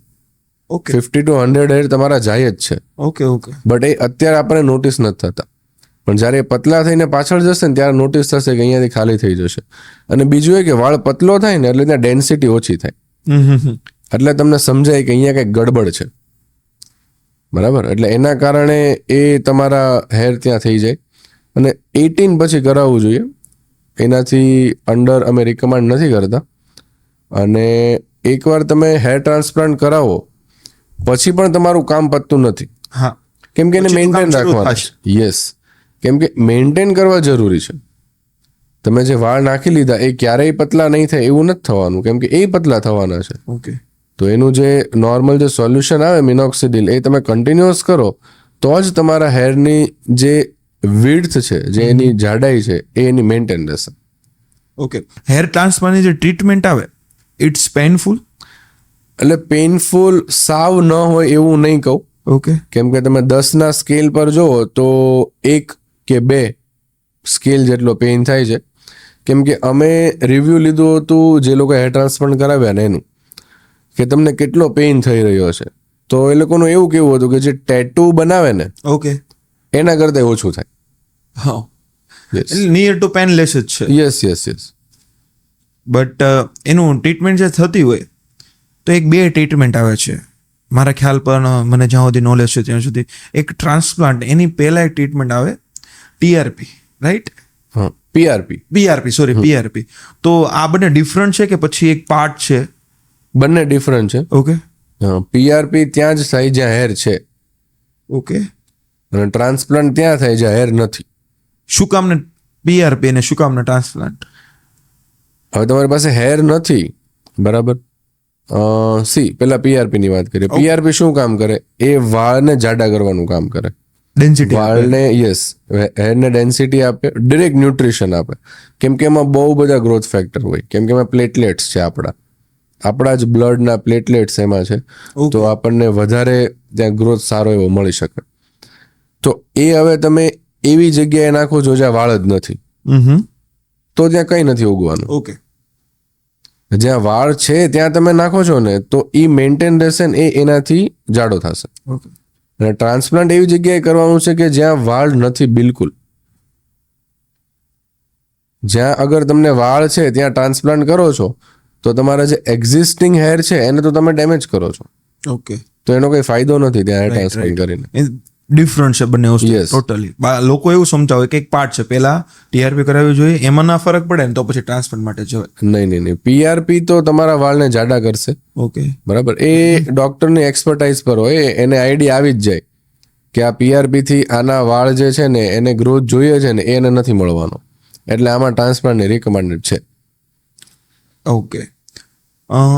સાઈડ ઇફેક્ટ આવે ખરી આની? ટ્રાન્સપ્લાન્ટ નહીં ને? હા, ટ્રાન્સપ્લાન્ટ ને ટ્રાન્સપ્લાન્ટની સાઈડ ઇફેક્ટ જો બધાની સાઈડ ઇફેક્ટ હોય, થોડી, બરાબર, પણ એમાં તમે કેર રાખશો ને તો એની સાઈડ ઇફેક્ટ નથી જોવા મળતી. શું કેર કરવી જોઈએ રિયલી? એનું 7 ડેઝની મેઇન કેર હોય છે કે એની જે મેડિસિન્સ હોય ને એ બિલકુલ સ્કીપ નથી કરવાની. ઓકે. કેમ કે એ તમને ઇન્ફેક્શન ન થાય, દુખાવો ન થાય, ખંજવાળ ન આવે, રિકવરી સારી આવે, આ બધાની મેડિસિન છે. ને આ તમે સ્કીપ કરશો ને તો ડેફિનેટલી તમને સાઈડ ઇફેક્ટ થવાના ચાન્સ છે. રાઈટ. અને બીજું એક વસ્તુનું ધ્યાન એ રાખવાનું છે કે ત્યાં ટચ નથી કરવાનું. ફ્રન્ટમાં તમે હેર નાખ્યા છે ને તો એને બિલકુલ ટચ નથી કરવાના. તમે એને ટચ કરશો તો એની ડિરેક્શન ચેન્જ થશે ને પછી એ જ ડિરેક્શનમાં આવશે, અથવા તો એ ખરી જશે. વાળ મેં આવી રીતે મૂકેલો છે 45 ડિગ્રીઝ પર, તમે ટચ કરીને 90 ડિગ્રી કરી નાખો તો એ આમ જ આવશે, અથવા તો એ ખરી જશે. ઓકે. એટલું બધું ડિટેલની અંદર હોય આ વસ્તુ? યસ. તમે અગર ત્યાં હેર મૂક્યો છે તો એ અમે ખાલી ઇમ્પ્લાન્ટ કરીને મૂકી દીધો છે. અમે કોઈ લિક્વિડ નથી નાખ્યું કે અમે કોઈ વસ્તુ નથી નાખી કે એ જે હોલ પાડ્યો એને બંધ થઈ જાય. ઓકે. એ આપણા બોડીની નેચરલ પ્રોસેસ છે હિલિંગની. ઓકે. કે કોઈ પણ જગ્યાએ તમને કટ થયું હોય તો એ ઓટોમેટિક સ્કિન આવી જાય, તમે ત્યાં કંઈ ન કરો ને તો પણ આવી જાય. તો એ સેમ વસ્તુ હેરમાં છે. તો એ સ્કિન આપણે ઓપન કરીને ત્યાં હેર મૂકી દીધો તો એ પછી ઓટોમેટિક બંધ થઈ જશે. ઓકે. તો ત્યાં સુધીમાં એની કેર કરવી એ જરૂરી છે કે એમાં ઇન્ફેક્શન ન લાગે. અને એ ઇન્ફેક્શન ન લાગે એની માટે જ આ 7 ડેઝની મેડિસિન છે. ઓકે. અને એક સૌથી વધારે એને ધ્યાન રાખવા જેવી જગ્યા હોય. યસ, કે એને ટચ નહીં કરવાનું. કે કોઈ નાના છોકરા છે ઘરમાં, કે પેટ્સ છે ઘરમાં, કે તમે કારમાં બેસો છો કે ઓટોમાં જાઓ છો, તો એ અહીંયા ટચ ન થાય એનું એક તમારે ખાસ ધ્યાન રાખવાનું. આજે સાંજે એક પાર્ટી છે અને આફ્ટર વર્કમાં મારે છે ને ફેશિયલ કરાવવું ભૂલાઈ ગયું. અને આવા લેડીઝને બહુ બધા ક્વેશ્ચન આવતો હોય કે આજ સાંજે પાર્ટી છે અને મારાથી ફેશિયલ નથી થયું, તો એને ઇન્સ્ટન્ટ ગ્લો જોતો હોય તો કઈ ટ્રીટમેન્ટ, કઈ ટ્રિક્સ? ઇન્સ્ટન્ટ ગ્લો માટે જનરલી લોકો મેકઅપ યુઝ કરતા હોય છે. હા. ઓકે. તો એ તમારું કેવું કે એ જે ફંક્શન છે ને એને સાચવી લેશે. અને it is nothing to wrong to do in makeup. સારી કંપનીનો મેકઅપ યુઝ કરો, કોઈ જ ઇશ્યુ નથી. બટ એ તમારી સ્કિનની હેલ્થ સારી નહીં કરે. તમને લુક સારો આપી દેશે થોડા ટાઈમ માટે, અને જે તમારે જરૂરી છે આજે સાંજની પાર્ટી માટે, તો ઇટ્સ ઓકે. પણ એના પછી તમે જ્યારે ટાઈમ મળે ત્યારે ફેશિયલ્સ છે, કે હું જનરલી મેડીફેશિયલનું રિકમેન્ડેશન આપું છું, કેમ કે એ વધારે બેનિફિશિયલ હોય છે. કેમ કે પોર્સ બધા ક્લીન કરવા અને ત્યાંથી પાછું હાઇડ્રેશન આપવું, મેઇન વસ્તુ હાઇડ્રેશન છે. જેટલું હાઇડ્રેશન હશે ને એટલી સ્કિન ગ્લો કરશે. ફેશિયલ તો છે ને કેવું છે અત્યારે કે ભાઈ બાર્બર છે ને એ પણ ફેશિયલ આપે છે, તો આ ફેશિયલ કરાવવા જોઈએ. એટલે કઈ પ્રોડક્ટ યુઝ કરે છે ને એ બહુ વધારે ઇમ્પોર્ટન્ટ છે. કેમ કે most probability generic product use કરતા હોય છે, બીકોઝ કોઈ લેબલ નથી, કોઈ બ્રાન્ડિંગ નથી, અને બ્રાન્ડિંગ પણ છે તો કોઈ એવી બ્રાન્ડ છે કે કોઈ દી નામ પણ નથી સાંભળ્યું. એટલે હું જનરલી રિકમેન્ડ નથી કરતો, કેમ કે તમારી સ્કિનને સૂટ કરશે કે નહીં એ તમને નથી ખબર. 100%. અને તમારું જ ફંક્શન છે અને તમે ફર્સ્ટ ટાઈમ કરાવો છો ને તો બિલકુલ ના કરાવવી જોઈએ. કેમ કે અગર ચહેરો જો તમારો બગડ્યો ને તો એ નહીં સારો થાય તાત્કાલિક ધોરણે, કોઈ પણ સંજોગોમાં નહીં થાય. અને એને તમારે પછી મેલ હશે ને તોય મેકઅપ કરીને એને ઢાંકવો પડશે, અને ફિમેલ હોય તો એને ઢાંકવો જ પડશે.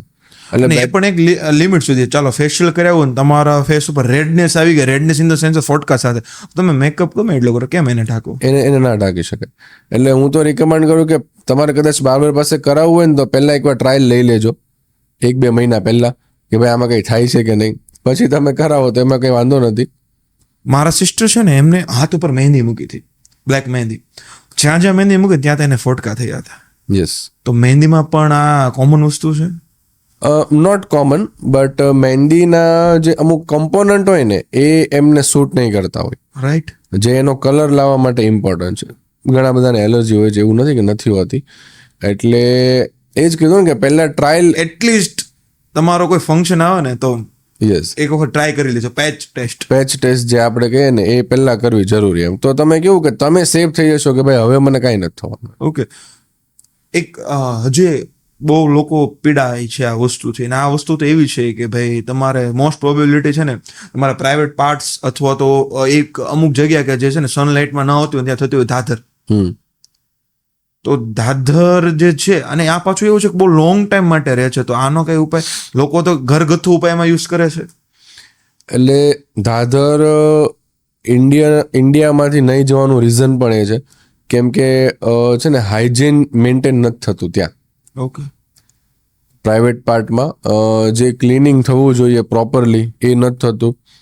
સ્વેટિંગ, મોર્નિંગમાં વર્કઆઉટ કરીને આવ્યા હોય પછી 2-3 કલાક સુધી એના જ કપડામાં આપણે ફરતા હોઈએ છીએ. તો આ એક રૂટીન થોડું શિફ્ટ કરવાની જરૂર છે. કેમ કે સ્વેટિંગવાળા કપડાં તમે પહેરી રાખો તો દાદર માટે તો એ એનું ઘર છે. ઇન્વિટેશન આપ્યું. યસ, એને ત્યાં જ મજા આવે છે. જ્યાં સ્વેટિંગ થાય છે, જ્યાં પસીનો છે એ એનું ઘર છે, અને શુગર ખાવ એ એનો ખોરાક છે. તો એ તમારું બોડી ક્યારેય નથી છોડવાનું. એટલે જ્યારે દાદર થાય ને ત્યારે શુગર કમ્પ્લીટલી અવોઇડ કરી દેવાની. સિમ્પલ. યસ. અને જેટલું બને ને એટલું હાઇજીન મેન્ટેન કરવાનું. અંડરવિયર કદાચ તમારે 2 કે 3 વાર ચેન્જ કરવા પડે તો પણ કરી નાખવાના. એકવાર સ્વેટિંગ થઈ ગયું ને પછી કપડાં નહીં પહેરવાના, પછી કપડાં ચેન્જ કરી નાખવાના. ઓકે. એન્ડ ઘણા ખાસ કરીને લેડીઝ કહેતા ડરે છે, જતા ડરે છે, બતાવતા ડરે છે, તો પછી એક ધાધર લોહીમાં ભળી જાય ખરું? ના એવું બીવરા લોકો ડરાવે કે ભાઈ તને ધાધર થઈને એટલે તને લોહીમાં ભળી ગઈ છે. યસ. એટલે શું ઘણા સમયથી હોય ને એટલે બધાને એમ હોય કે આ કંઈક લોહીનો બગાડ છે કે લોહીમાં ભળી ગઈ છે, એના કારણે જ આ નથી થતું. બટ એ સિમ્પલ એક ફંગલ ઇન્ફેક્શન છે. ઓકે. સિમ્પલ 3 monthsનો એનો મેડિસિન તમે કરો એટલે એ તમારા બોડીમાંથી જતી રહે. બટ આ છે ને લોકોને ફેલાય ફટાફટ. એટલે તમને એકને છે ને તો તમારા ઘરમાં બીજા બધાને જે પણ ને હોય ને એની એક સાથે મેડિસિન સ્ટાર્ટ કરવી જરૂરી. ઓકે. તો તમને આખા ઘરમાંથી જશે ને તો તમને પાછી નહીં આવે, નકર તમને પાછી આવશે. ફળમાં બગાડ થયો તો એક ફળ બગડી ગયું છે, બરોબર છે, બધામાં થોડો ચાંદી પડી બધું કાઢવી જોશે. બધી કાઢવી પડશે. યસ. તમારા હેર એન્ડ કેરની અંદર સૌથી હેર કેરની અંદર, સ્કિન કેરની અંદર બહુ મોટામાં મોટા મિથ્સ હોય તો એવા? મિથ તો એ જ કે એકવાર ટ્રીટમેન્ટ કરાવો ને પછી લાઈફ ઝીંગાલાલા. આવું કંઈ આવતું નથી. અને એવું કઈ છે ને? એવું કઈ નથી, બિલકુલ નથી. જાદુગર, હું મારા બધા જ પેશન્ટને કહું કે હું જાદુગર નથી. તમે વિચારીને આવ્યા હો કે સર પાસે જઈએ ને 5 દિવસમાં જાદુ કરી દેશે તો એ હું નહીં કરું. કેમ કે ઇટ ઇઝ નોટ પોસિબલ, અને it is not my way of practising it. કેમ કે હું એથિક્સમાં બહુ માનું છું, અને સ્લો પણ સ્ટેડી ગ્રોથ કેવી રીતે કરવો ને એમાં હું વધારે માનું. અને ખાસ કરીને જ્યારે તમારી સ્કિન અને હેરને નુકસાન ન થતું હોય ને ત્યારે, તો ઇટ ઇઝ માય પ્રાયોરિટી. અને એમને આ વસ્તુ ટ્રાન્સપરન્ટલી કેવી એની માટે મને ગટ્સ લાગે કે ભાઈ પેશન્ટને એમ છે કે ભાઈ મારે 10 દિવસમાં સારું થવું છે ને હું નહીં કહું તો પેશન્ટ જતું રહેશે, બટ ઇટ્સ ઓકે. પણ પેશન્ટને રિયાલિટી સમજવી જરૂરી છે. ગેરમાર્ગ નથી દોરવું. બિલકુલ નહીં. કેમ કે ક્રીમ્સ ઘણી બધી એવી આવે છે, ફેસ પર તમને છાયા છે, મેલાઝમા જે કહેવાય, પિમ્પલ્સ છે, તો ઘણી બધી ક્રીમ્સ આવે જેમાં સ્ટીરોઇડ્સ હોય. હવે તમે લગાવો ને એટલે 3 દિવસમાં એમ તમારો ચહેરો ક્લીન થઈ જાય, એકદમ ચમકવા મળે. એટલે પેશન્ટને એમ થાય કે ઓહો આ તો યાર મારું 50-100 રૂપિયામાં કામ થઈ ગયું. મેડિકલ પરથી જઈને ક્રીમ લગાવી દો એટલે ફર્સ્ટ સર ક્લાસ. તો કેટલાની ટ્રીટમેન્ટ કહેતા સર તો કેટલાની ટ્રીટમેન્ટ કહેતા હતા. અને એ પેશન્ટ પછી ફરીને મારી આવશે પાસે તો આવે ત્યાં જ. કે સર આ તમે કીધું હતું પણ મેં માન્યું નહીં ને મેં આ ક્રીમ લગાવી તો હવે શું કરવાનું. રિએક્શન તો હવે એ જે રિપેરિંગનો જે ખર્ચો છે ને એ બહુ મોંઘો છે, નવા બનાવવા કરતા છે ને જૂનું ભાંગીને બનાવો ને અઘરું. એ અઘરું છે. તો એની કરતાં બેટર છે કે તમે પહેલેથી જ એટલીસ્ટ તમે સમજો.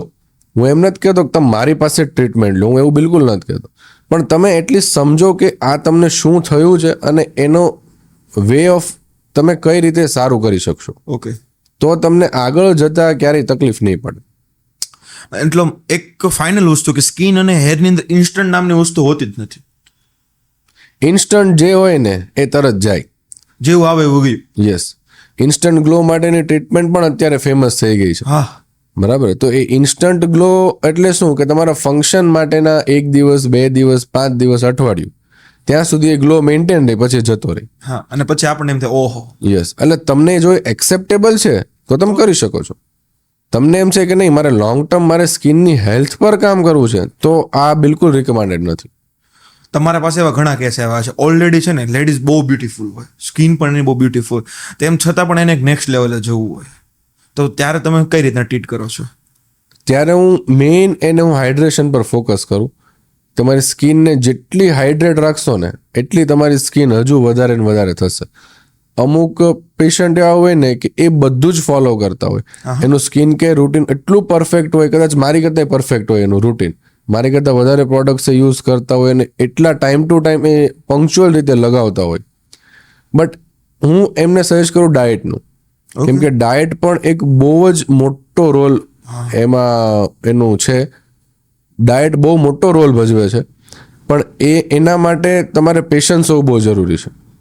તમે આજે ડાયટ સુધાર્યું તો કાલે એની ઇફેક્ટ નહીં આવે, એની ઇફેક્ટ આવતા 6 મહિના થઈ જશે. ઓકે, ટાઈમ માંગશે. યસ. અને એ જે તમારા સ્કિન પર ગ્લો અને તમારા સ્કિન પર હાઇડ્રેશન જે આપશે ને એ અનમેચેબલ હશે, એ કોઈ પણ પ્રોડક્ટથી નહીં આવે.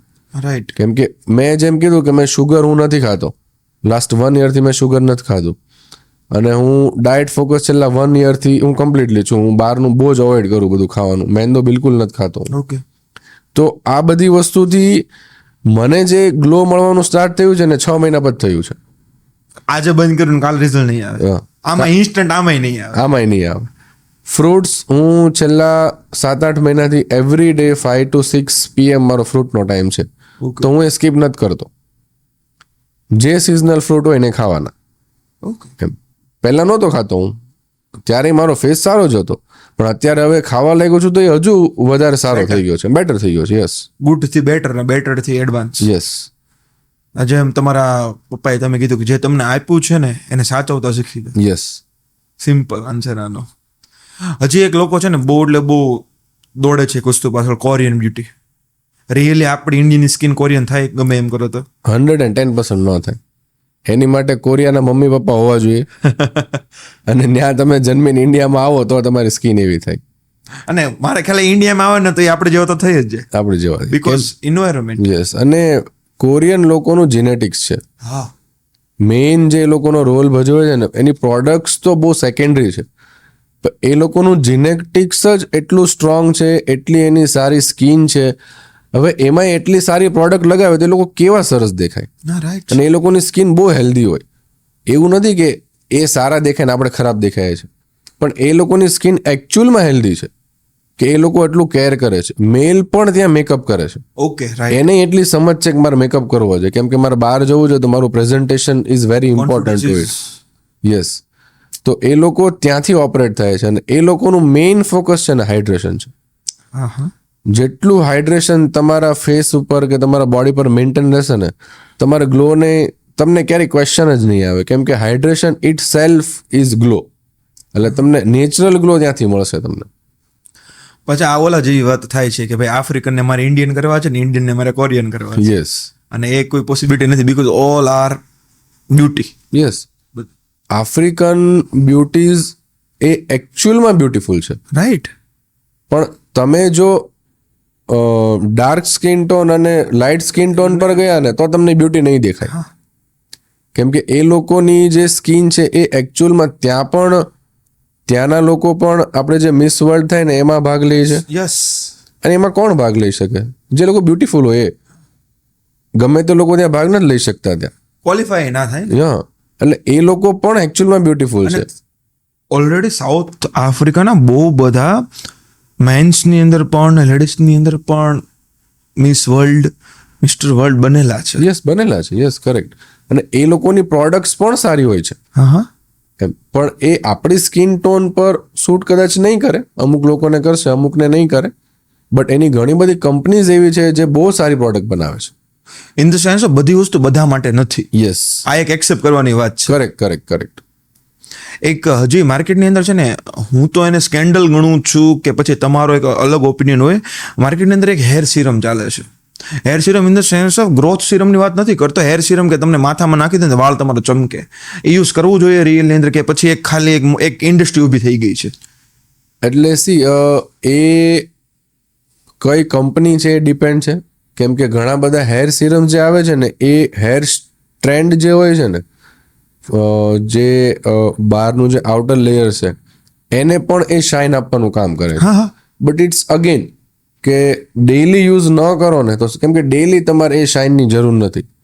એની કરતાં બેટર છે તમે હેર મોઇશ્ચરાઇઝર યુઝ કરો, ઓકે, કે જે તમારા હેરને મોઇશ્ચર આપે, કંઈક ગણ કરે તો એ ઓટોમેટિક ત્યાં એમાં શાઇન આવશે.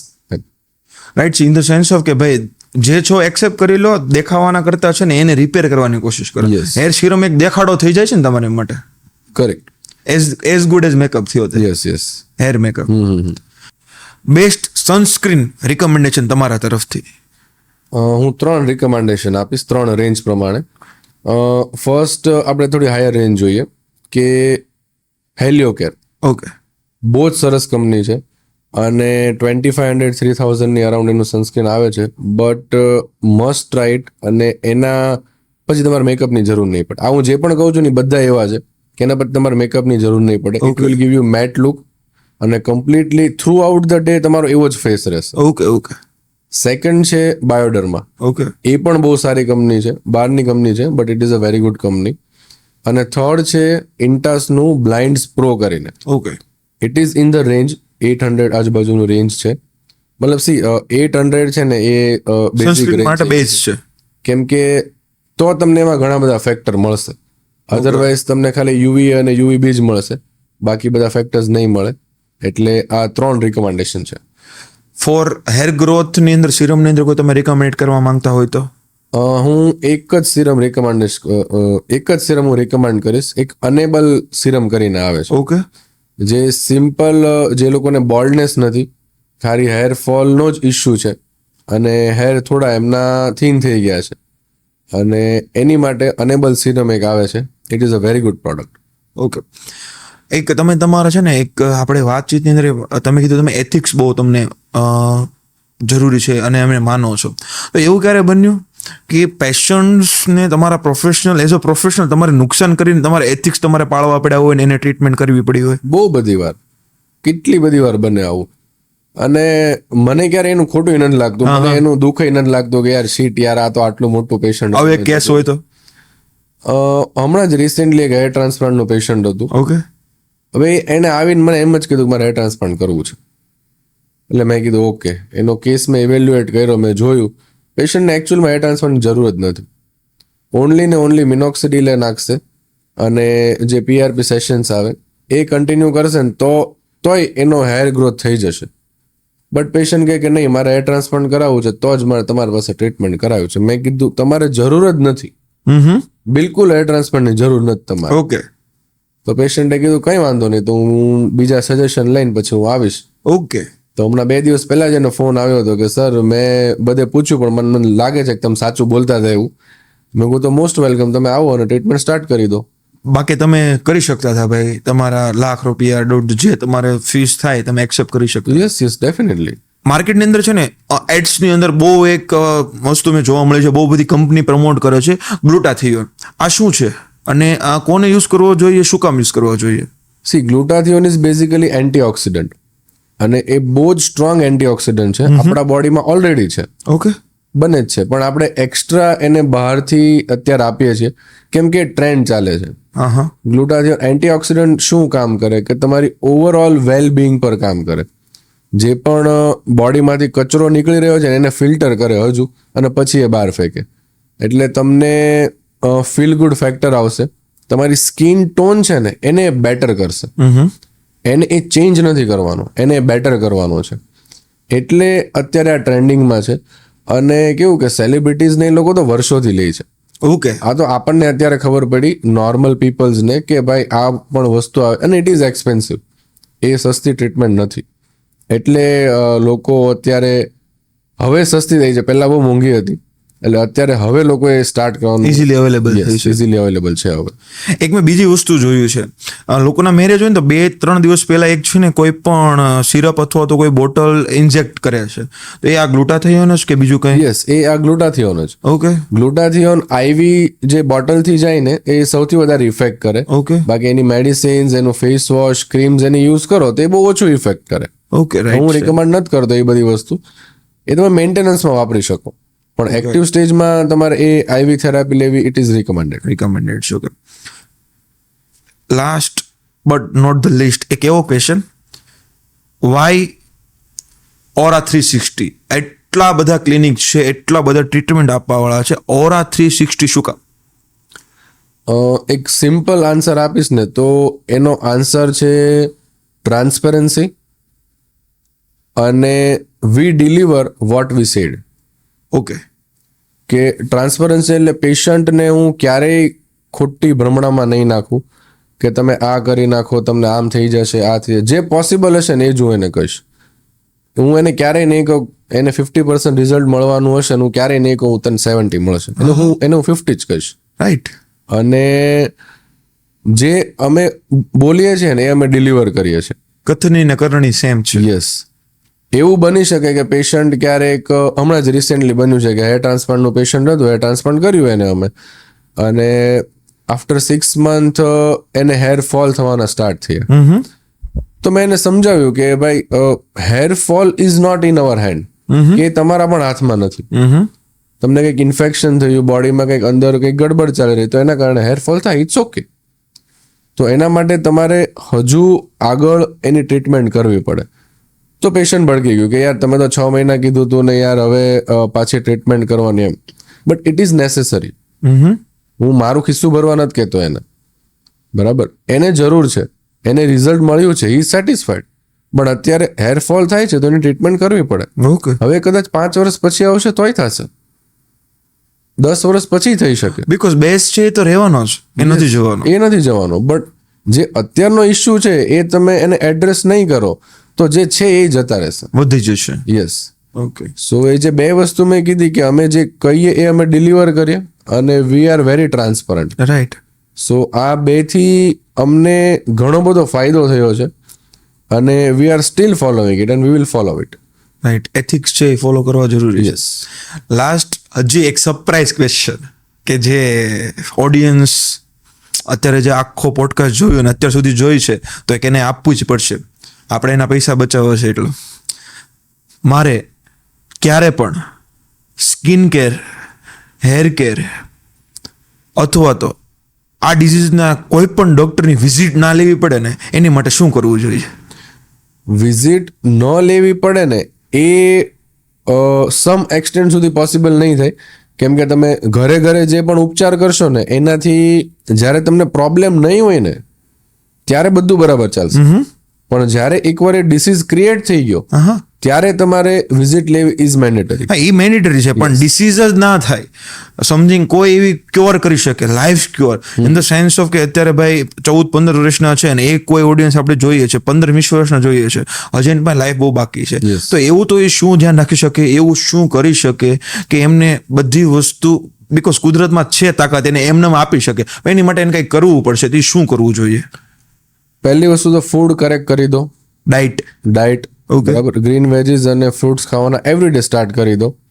કંઈક વર્કઆઉટ કરો, જરૂરી નથી જીમમાં જઈને ડમ્બેલ ઉચકવા, but just half an hour 45 minutes તમારી પોતાની ફિઝિકલ હેલ્થને આપો અને સ્કિન કેર અને હેર કેર સ્ટાર્ટ કરી દો. સિમ્પલ. આટલું કરશો ને તો આ બધા જ જે તમારા ડોક્ટર્સને મળવાના જે છે ને એ બહુ ડિલે થઈ જશે, ચાન્સીસ બહુ ઓછા થઈ જશે. યસ. અને તમે વાત કરી ઇન્સ્ટા હોમ રેમેડીઝ ટ્રેન્ડમાં છે, યુટ્યુબ પર જોઈ લીધું, ઇન્સ્ટા પર જોઈ લીધું, ઇન્સ્ટામાં રીલ લઈ, આ કરવાથી આ થશે, આ કરવાથી આ થશે, આ કરાય? હું રિકમેન્ડ નથી કરતો, કેમ કે કઈ વસ્તુથી તમને રિઝલ્ટ મળશે ને તમને નથી ખબર. અને બિલકુલ, આ ડસર તો મળશે, એ તો ગિફ્ટમાં આવશે. એ તો ગિફ્ટ છે, એટલે પછી તમે ક્યાંય નથી રહેતા. એની કરતાં બેટર છે કે તમે કોઈકને પૂછી લો.